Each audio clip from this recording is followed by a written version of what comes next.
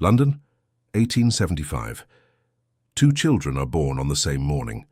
The first arrives in a bedroom on Park Lane, a wide sunlit room with silk curtains, a freshly laundered linen crib, and a physician who has been on call since midnight. The mother is attended by two nurses and a midwife. There is a fire in the grate. There are flowers on the table. In the corridor outside, a housekeeper is already preparing a list of congratulatory letters to send to the family's acquaintances. The second child is born in a basement room in Whitechapel, 3 families to the building, no windows, 1 bucket shared between them all. The mother is attended by no one except a neighbor woman who has done this before, without training, without equipment. The floor is cold, damp earth, sticky, under bare feet in the dark. The walls weep moisture. Outside, the street smells of coal smoke, open sewage, and something worse that no one bothers to name anymore, because it is simply the smell of the street. Both children are English. Both are born in the same city, in the same hour, under the same queen. But they are not born into the same world. One of them will grow up to attend Eton, inherit a title and live into his 70s. The other will be lucky to see 30. And the most extraordinary part, the Victorians did not consider this a scandal. They considered it the natural order. Welcome to Victorian Britain, the most stratified, most unequal, most rigidly classified society in the history of the modern world. Stay with this, because what you are about to learn is not just history, it is a blueprint, and it is still running. Before we go any further, let me give you the architecture. Victorian Britain was not simply divided into rich and poor. It was divided into a precise social structure, a system so detailed, so obsessively maintained, that people could identify your class from the way you spoke, the way you held your fork, the street you lived on, the fabric of your coat, and the particular shade of your front door. There were essentially 5 levels. At the top, the aristocracy and landed gentry, titles, estates, ancient money. Below them, the upper middle class, industrialists, senior professionals, men who had built fortunes through enterprise or education. Then the lower middle class, the clerks, the shopkeepers, the junior professionals, deeply anxious, clinging furiously to respectability. Then the working class, the vast engine room majority of the country, divided into skilled, semi-skilled, and unskilled, with brutal distinctions between each. And at the bottom, the destitute, the people for whom no safety net existed, no poorhouse, no charity, no floor beneath them, just the street. 5 levels, 1 country. A gulf between each of them so enormous, it might as well have been a different civilization. And here's what nobody tells you clearly enough. The system was not an accident. Let's walk through each level and show you exactly how it worked. We begin at the top, because understanding what the aristocracy had makes everything else legible. In 1875, the top 300 land-owning families in Britain controlled more than a quarter of all the land in England and Wales. Not a quarter of the valuable land, a quarter of all of it. These were the dukes, the earls, the marquises, titles that went back centuries, sometimes to the Norman conquest itself. Their wealth was not earned, it was inherited, accumulated across generations, protected by law, and insulated from almost every form of taxation or economic risk. A senior duke in 1875 might own a London townhouse, a country estate of 30,000 acres, farms, mines, railways, and urban property, all generating income without him lifting a finger. His annual income might be equivalent to £50 million in today's money, and that was just the money. The aristocracy controlled Parliament. Before the Reform Acts of the mid-Victorian era, and even after them, the House of Lords was filled with hereditary peers. The House of Commons was packed with their sons, their brothers, their clients. The judiciary, the church, the army's senior officer ranks, all drawing from the same narrow pool. The world was arranged by the aristocracy, for the aristocracy, in a way so thorough that most of its members didn't even perceive it as arrangement. It was simply how things were. Now, here is the part that genuinely surprised me when I first understood it. The aristocratic home was not a home in the sense most people understand the word. It was an institution, A great house in the country might employ 60 to 80 staff: cooks, footmen, housemaids, ladies' maids, butlers, gamekeepers, gardeners, grooms. The machinery of daily life ran entirely on other people's labor, so invisibly that a well-born Victorian woman might spend her entire life without ever having prepared her own food, cleaned her own room, or drawn her own bath. She was woken in the morning by a maid who had already lit the fire in her room, brought hot water in a porcelain jug, and laid out her clothes on the stand. She dressed, a process requiring another person's hands at the back, given the architecture of Victorian women's clothing. She descended to a breakfast table that had been set and prepared by a kitchen staff at work since 5 in the morning. Her day was not empty, it was densely structured: calls to make, letters to write, the meticulous social choreography that maintained family alliances and managed the household's position. But not one of those activities required her to touch anything cold, wet, heavy, or dirty. Children in aristocratic families were raised largely by servants, nannies, and governesses, and saw their parents at formal scheduled intervals. Boys were sent to public schools: Eton, Harrow, Winchester, at the age of 8 or 9. Girls were educated privately, in a curriculum designed entirely to prepare them for marriage rather than vocation. Marriage in this world was a transaction, an alliance. Families negotiated it with the care and complexity of diplomatic treaties, because it was, in essence, a mechanism for the transfer and consolidation of property. Love was considered, at best, a pleasant bonus. And if you are sitting there thinking that sounds bleak, it was. But the Victorians at this level were so thoroughly immersed in the logic of their world that most of them never questioned it. The system worked for them. But wait, because the class directly beneath them was living something even more revealing. Pause here, because there's something I want you to notice. We're only at the top level, and we've already encountered a pattern that will repeat at every rung of this ladder: the idea that your position is natural, deserved, ordained even.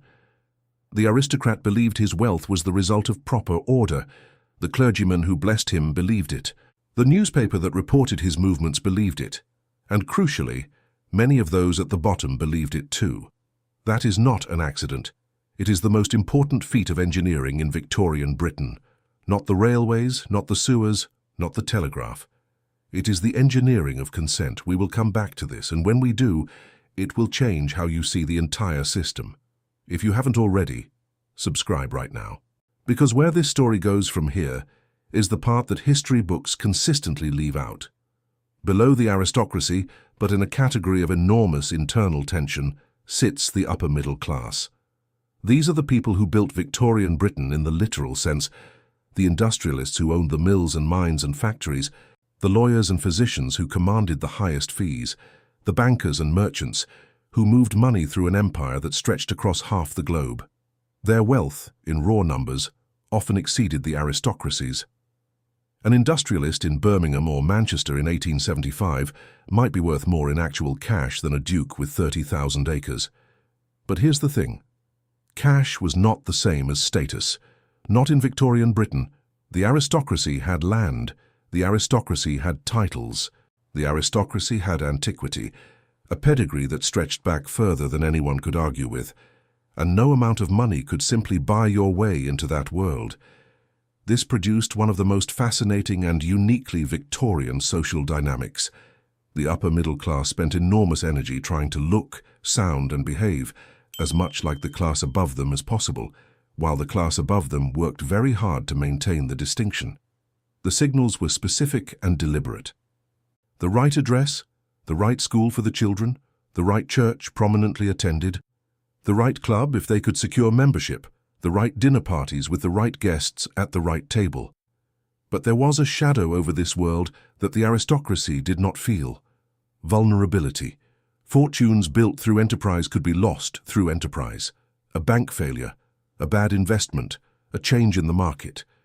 The Victorian commercial world was exhilarating and merciless in equal measure, and the upper middle class lived with a constant, low-level awareness that their position, unlike the aristocracy's, was not structurally guaranteed. That anxiety expressed itself as exhausting vigilance, every signal monitored, every social interaction assessed. And if you think that sounds familiar, keep watching, because the level below them is where the anxiety truly became unbearable. The lower middle class, clerks, school teachers, small shopkeepers, junior doctors, railway station masters, insurance agents. These were people who worked in offices and shops rather than factories and fields, who wore collars rather than work clothes, and who defined themselves, and sometimes desperately, by their distance from manual labor. And here is the thing about their position that most people don't grasp. It was the most precarious in the entire Victorian social structure. Above them, the upper middle class had genuine economic security. Below them, the working class had community, solidarity, a culture of shared experience. The lower middle class had neither. They aspired to one world while living in constant terror of falling into the other. A clerk in 1875 might earn 30 shillings a week.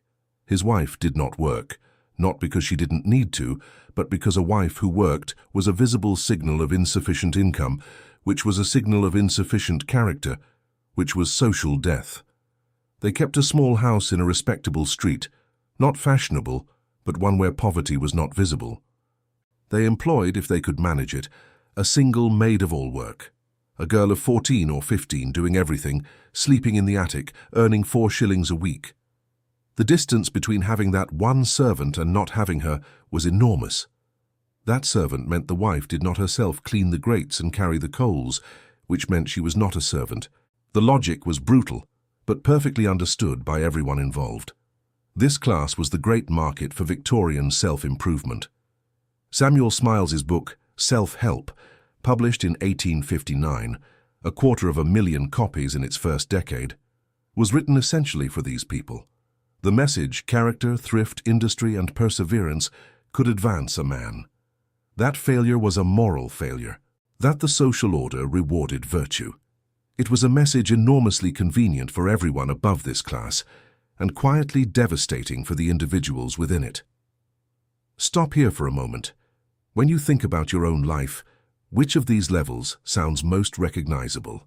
Not in terms of wealth, in terms of the anxiety, the performance, the constant calculation about what your position requires of you. I suspect it's not the aristocracy. Leave a comment below. Tell me which level you recognized yourself in. I read every single one, and now we cross the line. The working class, roughly 60 to 65% of the British population in 1875. People whose income derived entirely from labor, who owned no meaningful property, and who had no financial cushion between their present circumstances and complete destitution. But here's what gets lost when we use that phrase as a single category. Victorian workers knew their own internal hierarchy with crystalline precision. The distinctions were not subtle. They were the difference between stability and catastrophe. At the top of the working class sat the labor aristocracy, the skilled tradesman, the carpenter, the engineer, the glassblower. Men who had served apprenticeships of 5 to 7 years, who possessed skills that could not be quickly replicated, who commanded wages of £2 or £3 a week, enough to rent a decent house, keep a wife who didn't work, educate the children at a board school, join a trade union, read improving literature, aspire carefully to a better life. Below them, the semi-skilled, factory workers, transport workers, domestic servants in the lower grades. Adequate wages when work was constant, precarious when it wasn't, and Victorian labour markets were spectacularly inconstant. And below them, the unskilled. This is the part that stays with you. The casual labourer, the dock worker, the street porter, arrived at the gates at 6 in the morning and stood in a crowd with dozens of other men. A foreman appeared. He looked at the crowd. He pointed. This one. That one. Not him. No explanation required. The men not chosen dispersed back into the day with no wage, no recourse, and no guarantee that tomorrow would be different. Charles Booth, who documented London's working poor in the 1880s, described those hiring crowds as a scene of adult men scrambling and shouting and physically fighting for the attention of a single foreman. Grown human beings performing visible desperation in exchange for a day's pay. Their homes reflected this reality directly. In the worst urban districts, Whitechapel, St. Giles, parts of Manchester and Birmingham, families of 6 or 8 people lived, cooked, ate, slept, and died in a single room of perhaps 12 feet by 12. The smell of those rooms was specific. Coal smoke, unwashed bodies, boiled cabbage and potatoes, damp plaster peeling from the walls, the shared bucket that functioned as the toilet, emptied when someone had the time and strength to carry it. No running water, no indoor drainage. Heat from a single small fireplace that consumed coal you had to buy before you could burn. Food was functional: bread, potatoes, a little bacon, tea, drunk in extraordinary quantities because it was cheap, hot, and carried you through the day. Meat was a Sunday event in a decent working-class home. In a poorer one, it was a memory from better times. Children worked, not as a side activity, as economic necessity. Before the Factory Acts and compulsory education reforms began to bite, a child of 8 or 9 might work 10 to 12 hours a day in a textile mill, a mine, or a match factory. Even after the reforms, children contributed to family income wherever the law allowed, selling newspapers, running errands, picking rags, minding the babies of women who were themselves working. Childhood, in the upper-class understanding of the word, that protected space for development and experience, was a luxury that did not reach this far down. And then there was illness. A working-class family had no savings that could survive more than a few weeks of lost income. A father who fell ill did not rest and recover. He watched his family's reserves drain towards zero while contemplating what happened next. There was one formal option: the workhouse. And the workhouse was so feared, so associated with disgrace and dehumanization, that people chose starvation over admission if they could manage it. We are about to enter the workhouse, and I want you to be prepared for what you will find there, because this is the part that most people, even those who think they know their Victorian history, do not fully understand until they see it clearly. At the very bottom of Victorian society was not a class in any conventional sense. It was more like a condition, a state of having fallen completely outside the systems that organized everyone else. The Victorians called them various things: the residuum, the dangerous classes, the undeserving poor, the paupers. These were the people for whom no regular work existed, or who had been broken by illness, by injury, by the accumulated weight of decades at the bottom with no recovery possible. Former workers who had aged out of the labor market, widows with children and no income, the mentally ill, wandering without care or supervision, criminals and ex-criminals for whom employment was effectively inaccessible, immigrants too recent, too foreign, too visibly different to access even the limited mutual aid networks of the working class. Their geography was distinctive. In London, they concentrated in the rookeries, dense labyrinthine slum districts where streets had streets within them, where buildings meant for one family housed 20, where sanitation infrastructure was essentially absent. The Victorians were fascinated and terrified by these places in equal measure. Journalists visited them like explorers visiting a foreign country. In a real sense, that is what they were doing. But here's what matters. Documentation was not assistance. The Poor Law of 1834, the defining Victorian legislation on poverty, was built on a principle of deliberate deterrence. The workhouse was specifically designed to be less pleasant than any available alternative, less comfortable than the worst independent housing, less well-fed than the most meager independent diet, deliberately, intentionally by design. The theory: if the workhouse was sufficiently unpleasant, only the genuinely desperate would enter, and the genuinely desperate, the elderly, the disabled, the orphaned, could receive minimal assistance without encouraging what the Victorians called pauperism, the habit of dependence on relief. In practice, the workhouse was a place of systematic degradation. Families were separated on arrival, men, women, and children into different wards. You did not sleep in the same room as your wife. Your children were housed separately. You wore the workhouse uniform, identical, institutional, erasing the last visible mark of your individual life. You performed whatever labor was assigned: stone-breaking, oakum-picking, the repetitive and pointless work designed to justify the minimal food you received.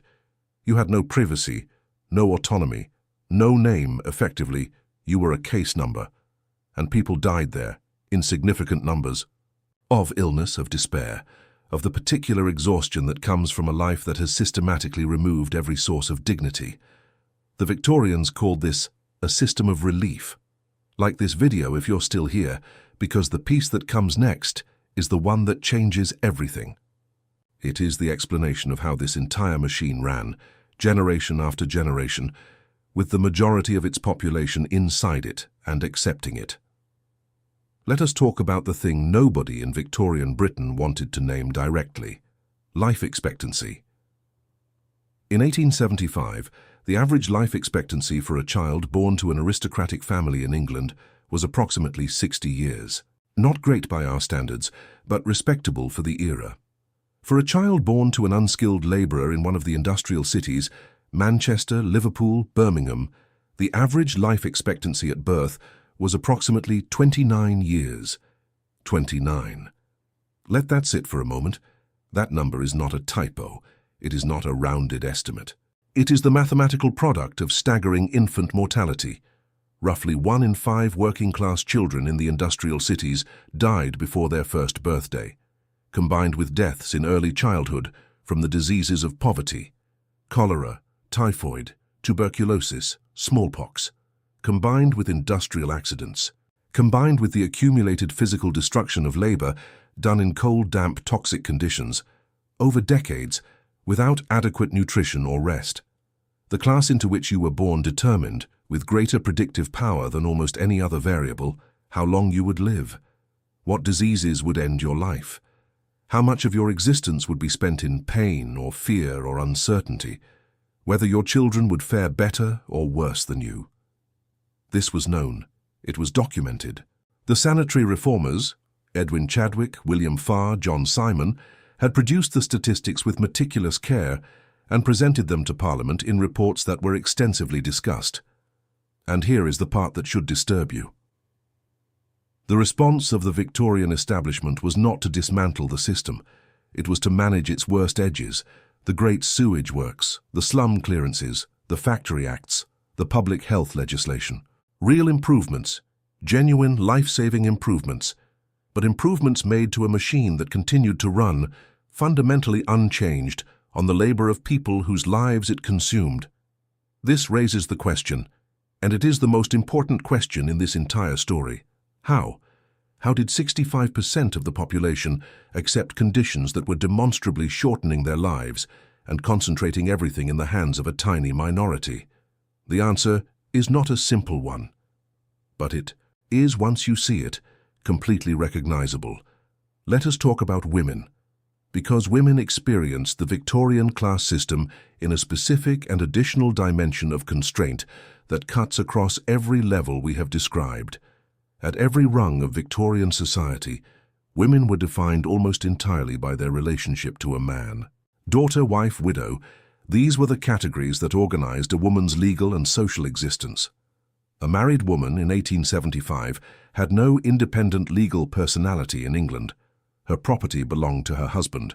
Her earnings, if she had any, belonged to her husband. If her marriage ended, the default legal presumption was that the children belonged to the father. But the experience of this constraint varied enormously by class. An aristocratic woman was constrained in a gilded cage. Her freedom of movement was limited, her choices heavily circumscribed, but her material security was absolute. She would not go hungry. She would not work herself to an early grave. A working-class woman was constrained in a cage of exhaustion. If she was married to a working man, she was responsible for stretching his wages to cover food, rent, clothing, and fuel, a task requiring constant calculation and daily ingenuity that her upper-class counterpart would never need to develop. She cooked on a fireplace or a small range in a house without running water. She washed the family's clothes by hand, in a tub, with water carried from a communal tap down the street. She managed the children, often 5, 6, 7 of them, without servants, without nannies, without any of the apparatus of care that wealthy women took as a baseline. And many working-class women worked outside the home as well. In domestic service, the single largest category of female employment in Victorian Britain, absorbing perhaps 1 in 3 young working-class women at some point in their lives. In textile factories, in laundries, in the sweated trades, garments, matches, artificial flowers, produced in cramped home workshops for wages so low that the word wage is almost a courtesy. A domestic servant's day began at 6 in the morning. She lit the fires, hauling coal, cleaning grates, laying and igniting the fire in each room of the house. This alone could take 2 to 3 hours. Then breakfast, then cleaning, then errands, then lunch, then more cleaning, then dinner, then clearing dinner. Then at perhaps 10 or 11 at night, a small cold attic room, a bed, and 5 to 6 hours before it started again. 7 days a week. 1 afternoon off on Sunday. 1 full day per month, if the household was generous. She was not permitted to have a romantic relationship. She was not permitted visitors. She addressed the family by title and was addressed by her first name, or in many households by a name the family simply assigned her regardless of her actual name, because remembering it was considered an unnecessary effort. Her annual wage for this was perhaps £10 to £15. She was in every meaningful sense at the disposal of the household. Not a slave, and she could leave, she had that legal right, but leaving meant unemployment, and unemployment meant the street. And here is the thing that I think about when I read these accounts. These women, the maids, the factory girls, the washerwomen, were not footnotes. They were the infrastructure. The entire apparatus of Victorian middle and upper class life ran on their bodies, their time, their health, and almost none of them left a written record. Now, the question that the whole structure raises: how did this hold together? Because you might reasonably wonder, and it is entirely reasonable to wonder, how 65% of the population accepted conditions that were demonstrably damaging their health, shortening their lives, and concentrating resources and power in the hands of a tiny minority. The answer has 2 parts. The first was legal structure. The law of Victorian Britain was not neutral. It was written by a parliament dominated by property owners and enforced by a judiciary drawn from the same class. When workers organized and struck, the legal backdrop weighted every tool of conflict toward the employer. When they were evicted, the law was with the landlord. But the second mechanism is the one that matters more, and this is the part that nobody wants to say directly. Victorian Britain had constructed a comprehensive moral framework for explaining poverty. It came from multiple directions simultaneously. From evangelical Christianity, God had arranged the social order. Each person occupied their station by divine will. To resent that order was to resent God's design. From political economy, the dominant academic discipline of the age, the market, left free, would find the correct price for labor. Interference, through unions, through minimum wages, through redistribution, would only damage the mechanism. Poverty in this framework was not a policy failure. It was the market working correctly. From the new science of social investigation, the categorization of the poor into deserving and undeserving, those whose poverty was caused by misfortune and those whose poverty was caused by moral failure. This language did something very specific. It made poverty a character question rather than a structural one. The result was a society in which a man who could not find work was, in the dominant moral vocabulary, suspected of laziness. A woman who could not feed her children was suspected of improvidence. The poor were not victims of a structural arrangement. They were authors of their own condition. This framing did 2 things. It directed the frustration of the struggling majority inward, toward self-blame, self-improvement, moral effort, rather than outward, toward the arrangement of the system. And it insulated the wealthy from the moral implications of their position. If poverty was caused by character failure, then wealth was caused by character virtue. Samuel Smiles's Self-Help was not merely a popular book.